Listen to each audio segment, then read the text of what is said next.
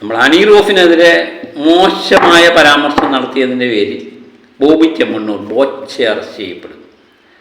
കേരളത്തിൽ ഇന്നലെ എല്ലാ മാധ്യമങ്ങളും നിരന്തരമായി വന്നുകൊണ്ടിരുന്ന വാർത്ത അത് തന്നെയായിരുന്നു. ബോബി ചെമ്മണ്ണൂരിനെ അറസ്റ്റ് ചെയ്യുന്നു. ബോബി ചെമ്മണ്ണൂർ പല കാര്യങ്ങളും തുറന്ന് പറയുന്നുണ്ട്. നമുക്ക് അറസ്റ്റ് ചെയ്യുന്ന ആ വിഷയം ഒന്ന് നോക്കാം. തെറ്റൊന്നും ചെയ്തിട്ടില്ല.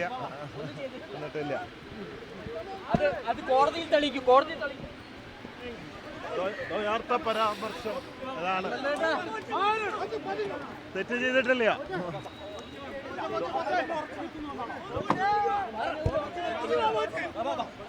ഇന്നലെ മാധ്യമങ്ങളിലെല്ലാം ഒരേ വാർത്ത തന്നെയായിരുന്നു, ബോബി ചെമ്മണ്ണൂരെ അറസ്റ്റ് ചെയ്യും.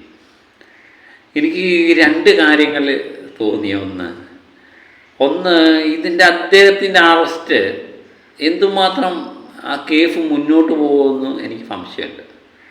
കാര്യം പ്രത്യക്ഷമായിട്ട് തന്നെ, പരോക്ഷമായിട്ടോ പ്രത്യക്ഷമായിട്ടോ അദ്ദേഹം ഉദ്ദേശിക്കുന്ന വ്യക്തി അത് ഹണി റോസ് ആണെന്ന് തന്നെ ഇത് നമുക്ക് വ്യക്തമാണ്. കാരണം ഈ അശ്ലീല ദ്വയാർത്ഥ പ്രയോഗങ്ങളൊക്കെ നടത്തുമ്പോൾ അദ്ദേഹത്തിൻ്റെ വാക്കുകൾ രണ്ട് രീതിയിൽ വ്യാഖ്യാനിക്കാം. ഇപ്പം കുന്തി ദേവി എന്ന് ഒരു പരാമർശമുണ്ട്.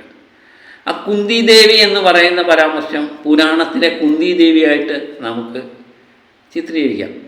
അപ്പം കേസ് വരുമ്പം ഞാൻ കുന്തി ദേവി ഉദ്ദേശിച്ച കുന്തി ദേവി എന്ന് പറയുന്നത് ഹിന്ദുക്കൾക്ക് ഹിന്ദു മഹാഭാരതത്തിലെ കഥയിലെ പഞ്ചപാണ്ഡവർ അമ്മ കുന്തി ദേവി.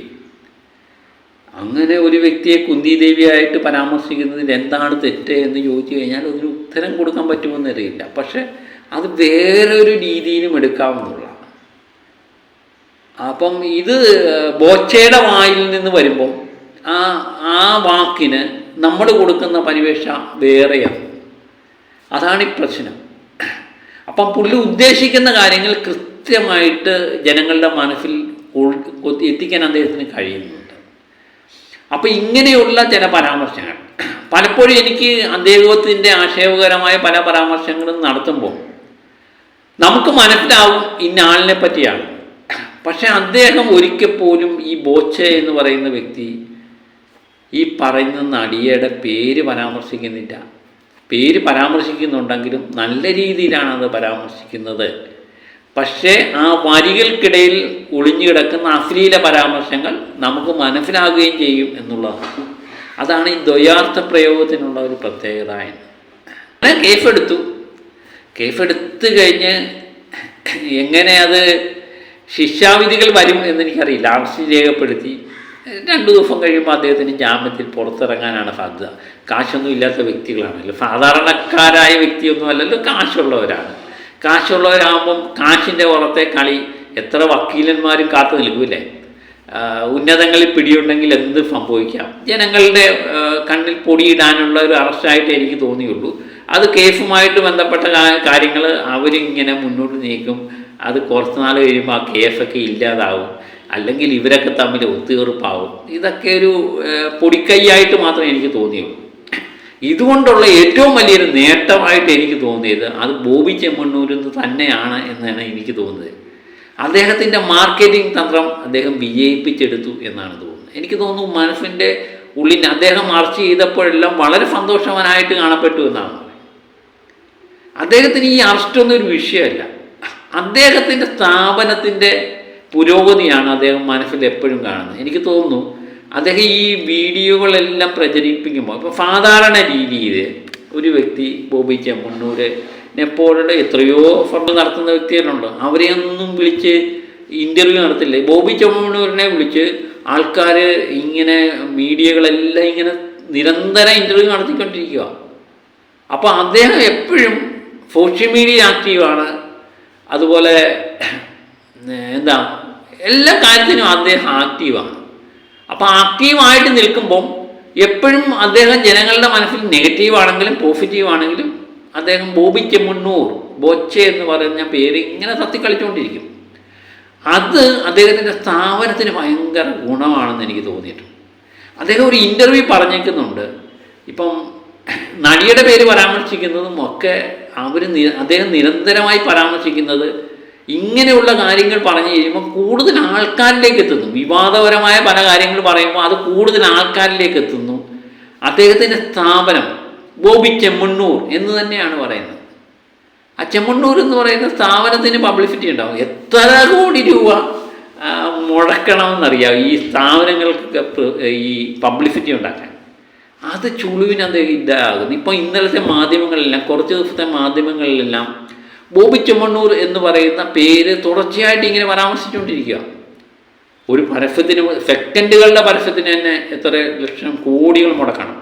ആ സ്ഥാനത്ത് മാധ്യമങ്ങളെല്ലാം അദ്ദേഹത്തിൻ്റെ ശബ്ദത്തിന് വേണ്ടി, അദ്ദേഹത്തിൻ്റെ അറസ്റ്റിന് വേണ്ടി, അദ്ദേഹത്തെ എന്ത് ചെയ്യുന്നു, ജയിലാൻ, അങ്ങനെയൊക്കെ കാത്തു നിൽക്കുമ്പോൾ അതിൻ്റെ മേന്മ എനിക്ക് തോന്നുന്നു സ്ഥാപനത്തിന് തന്നെ ആകുന്നത്. എനിക്ക് തോന്നുന്നു അദ്ദേഹത്തിൻ്റെ മാർക്കറ്റ് വളരെ വലുതാണ്. നമ്മൾ വിചാരിക്കും പോസിറ്റീവ് മാർക്കറ്റിംഗ് തന്ത്രവും നെഗറ്റീവ് മാർക്കറ്റിംഗ് തന്ത്രമുണ്ട്. എനിക്ക് തോന്നുന്നു ഇത് നെഗറ്റീവ് മാർക്കറ്റിംഗ് തന്ത്രമാണ്.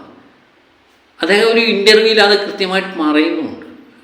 എനിക്കെല്ലാം മാർക്കറ്റിംഗ് ആണ്, ഞാനിതെല്ലാം എന്ന് പറയുന്നുണ്ട്. നമുക്കതൊന്ന് കേൾക്കാം. എനിക്ക് ഇവരെയൊക്കെ ഞാൻ വെച്ച് മാർക്കറ്റ് ചെയ്യുക എന്നല്ലാതെ, ഉദ്ഘാടനം ചെയ്യുക, മാർക്കറ്റ് ചെയ്യുക എന്നല്ലാതെ വേറൊരു ഉദ്ദേശം ഇതിലില്ല. അപ്പോൾ ഇതാണ് അദ്ദേഹം മിക്കവാറും ഇൻ്റർവ്യൂവിലൊക്കെ പറയുന്നുണ്ട്, ഇതെല്ലാം അദ്ദേഹത്തിൻ്റെ മാർക്കറ്റിംഗ് തന്ത്രമാണ്. അതിൽ എനിക്ക് തോന്നുന്നു നമ്മളൊക്കെ വീണുപോയി എന്നുള്ളതാണ്. ഇപ്പോൾ എനിക്ക് തോന്നുന്നു ഇന്നലെ കുറച്ച് ദിവസമായിട്ട് മാധ്യമങ്ങളെല്ലാം ചർച്ച ചെയ്യുന്നൊരു വിഷയം ബോബി ചെമ്മണ്ണൂരാണ്. ഇങ്ങനെ തുടർച്ചയായിട്ട് എല്ലാവരും ചർച്ച ചെയ്യണമെങ്കിൽ എന്തായിരിക്കും, എത്ര കോടി രൂപ വേണമായിരിക്കട്ടെ. ചെറിയൊരു പരസ്യം കൊടുത്താൽ ഇതിന് കോടികളാണ് വേണ്ടത്. ആ സ്ഥാനത്ത് മാധ്യമങ്ങളെല്ലാം തുടർച്ചയായിട്ട് ഇങ്ങനെ അദ്ദേഹത്തെപ്പറ്റി സംസാരിക്കുന്നു എന്ന് പറയുമ്പോഴേ നെഗറ്റീവ് പബ്ലിസിറ്റിയാണ് കിട്ടുന്നത്. അപ്പോൾ നെഗറ്റീവിലൂടെ മാർക്കറ്റിംഗ് തന്ത്രം തന്നെ പ്രയോഗിക്കുക. എനിക്ക് തോന്നുന്നു ഇപ്പോഴത്തെ കാലത്തെ ഒരു ട്രെൻഡായിട്ട് മാറിയിട്ടുണ്ട്. പോസിറ്റീവിൽ കൂടിയാണെങ്കിലും നെഗറ്റീവിൽ കൂടി, എനിക്ക് തോന്നുന്നു പോസിറ്റീവിൽ കൂടെ കിട്ടുന്നതിനേക്കാൾ കൂടുതൽ പെട്ടെന്ന് വേഗത്തിൽ നെഗറ്റീവിലൂടെ കിട്ടുന്ന പബ്ലിസിറ്റിയാണ് കൂടുതലെന്ന് തോന്നുന്നു. അത് പെട്ടെന്ന് ആൾക്കാരിലേക്ക് എത്തുന്നുണ്ട്. ആ തന്ത്രമാണ് ബോബി ചെമ്മണ്ണൂർ ഇവിടെ പ്രയോഗിച്ചിരിക്കുന്നത്. അതിന് അദ്ദേഹം നിശ്ചയമായിട്ടും വിജയിച്ചു. ഞാൻ പറയുന്നത്, അദ്ദേഹം നടിയോട് നടത്തിയ പരാമർശങ്ങളെല്ലാം പ്രതിഷേധാർഹമാണ്. അദ്ദേഹത്തിന് തക്കതായ ശിക്ഷ കിട്ടണം. അതൊക്കെ കൃത്യമായ കാര്യം. ഒരു പൊതുജനങ്ങളുടെ മധ്യത്തിൽ ഒരു നടിയെ അവഹേളിക്കാവുന്നതിൻ്റെ പരമാവധി അദ്ദേഹം അവഹേളിച്ചു. പക്ഷേ പ്രത്യക്ഷത്തിൽ ആ നടിയുടെ പേരെടുത്ത് പരാമർശിക്കുകയോ അവഹേളിക്കുകയോ ചെയ്തിട്ടില്ല എന്ന് നമുക്ക് ആ ഓരോ വീഡിയോകളെടുത്ത് നോക്കുമ്പോൾ മനസ്സിലാവും.